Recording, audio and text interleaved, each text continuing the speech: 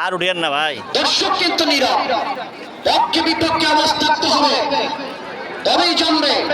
আমি দেখতে চাই গোবিন্দগঞ্জের অবস্থা বেশি নাকি গাইবান্ধা পৌরসভার অবস্থা বেশি।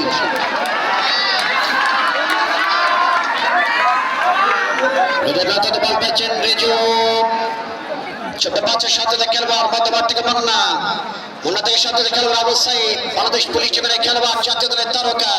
আবার বল পেয়েছে পুনরায় মুন্না, ডান প্রান্তের জগানের অবস্থান, উদ্দেশ্য সজীব, উদ্দেশ্য ছিল ওখান থেকে অবশ্য সজীব সেখান থেকে নিতে পারেনি, নিয়ন্ত্রণে গোবিন্দগঞ্জ।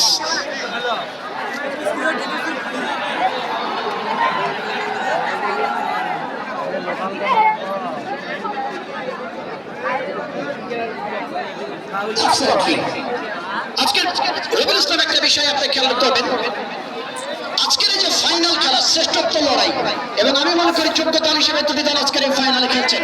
এখানে সবচেয়ে বড় মানে গুরুত্বপূর্ণ বিষয় হলো খেলোয়াড়দেরকে মাথা ঠান্ডা রেখে ম্যাচের পক্ষে নিজেদের পক্ষে ফেভারে স্কোর করতে হলে অবশ্যই খেলোয়াড়দেরকে ঠান্ডা মাথায় থেকে মেসির মতো করে স্কোর টানতে হবে। What you think about mister Rabiul Islam? আপনাকে স্বাগত জানাচ্ছি মাইক্রোফোনে। ও ভাই নামো নামো নামো নামো, খুব কষ্টে আছে।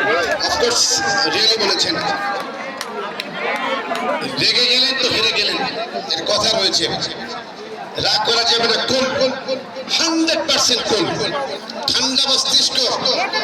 অবশ্যই ঠান্ডা মস্তিষ্ক যে দলের জন্য কতটা অপরিহার্য, টিমের জন্য কতটা অপরিহার্য, এটা কিন্তু বলে বোঝানো যাবে না। একটা সময় অনুযায়ী সিদ্ধান্ত নিতে হবে, মাথা ঠান্ডা রাখলে বা থাকলে সেটা সম্ভব।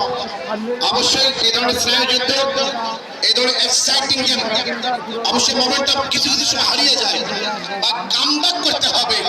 আপাতত গাইবান্ধা পৌরসভা দলটি যেভাবে কামব্যাক করেছে 2-1 আক্রমণে গোবিন্দগঞ্জ, এবার সেই হৃদয়, এ পর্যায়ে রিফাত থেকে আবু সাইদ, আবু সাইদ বলবে যে পৌঁছে চোখে ভাবে এবং লাভ করে উঠে এসেছিলেন সেই